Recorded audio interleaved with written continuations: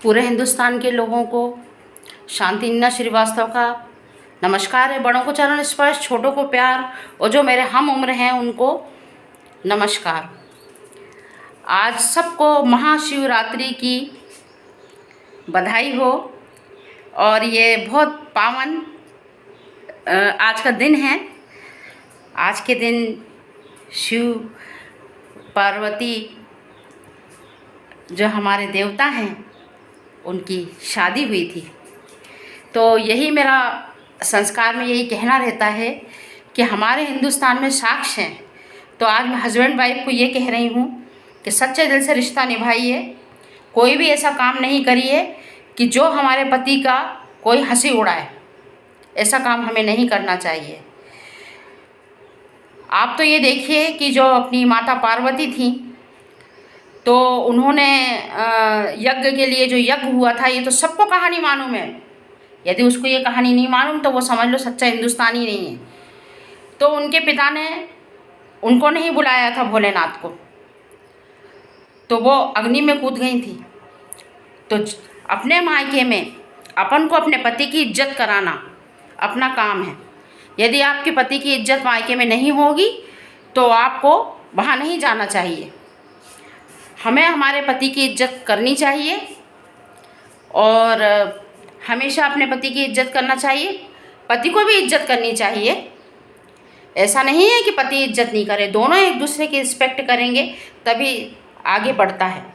और पति के घर में भी सब लोगों को अपनी बहू नहीं समझना चाहिए, बेटी ही समझना चाहिए। बेटी में ये है कि हम पूरा अधिकार रखते हैं उसको और हर चीज़ में हम उसको डांट सकते हैं। लेकिन बहू यदि शब्द आ जाता है तो हम उसे डांट नहीं सकते, छोटी बातों को बता भी नहीं सकते। उनने का सास है, बेटी बना के रखेंगे तो हर छोटी बड़ी गलती हमें समझाना काम है।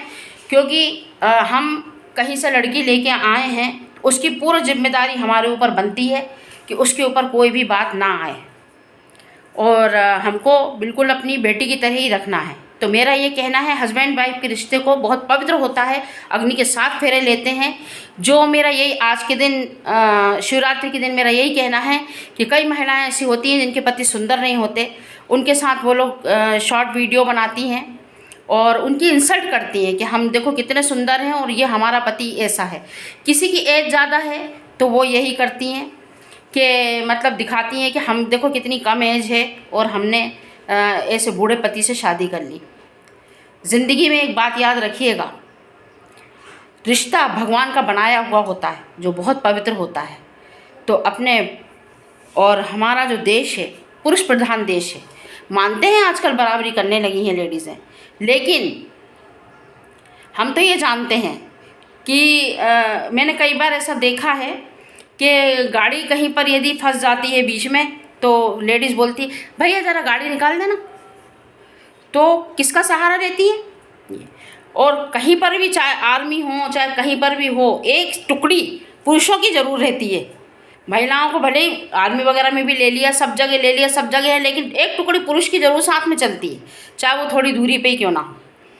पूरा वर्चस्व जो है वो नहीं बर्दाश्त कर सकती हैं लेडीज़ें। बहुत इमोशनल होती हैं, बहुत इमोशनल होती हैं। उनको दबाया इसलिए जाता है क्योंकि वो बहुत इमोशनल होती है, हर किसी की बातों में आ जाती हैं। तो मेरे कहने का ये मतलब है कि पति पत्नी के रिश्ते को अपवित्र मत करिए। आज के दिन माता पार्वती की शादी हुई थी और उन्होंने अपने पति की अपनी इज्जत के कारण अग्नि में छलांग लगा दी थी। तो मेरा ये कहने का मतलब है कि एक बात ज़िंदगी में याद रखिएगा, यदि हमारी किस्मत में जोड़ा आ गया है और हमें सुख नहीं मिल रहा है तो ये हमारी किस्मत है। हम लाख 10 शादियाँ कर लें, 10 लोगों से संबंध बना लें, लेकिन सुख वो कभी नहीं मिलेगा। पहले पति से नहीं मिला तो किसी से नहीं मिलेगा और ज़िंदगी में शोषण होगा। एक बात ज़िंदगी में याद रखिएगा, आजकल इतनी इमेज गिर गई है लेडीज़ों की, जो ये यूट्यूब चल गए हैं, शॉर्ट वीडियो चल गए हैं, इतनी वीडियो, कोई इज्जत नहीं है। ढके मुंदे रहो, इज्जत से रहो, आपको इज्जत मिलेगी।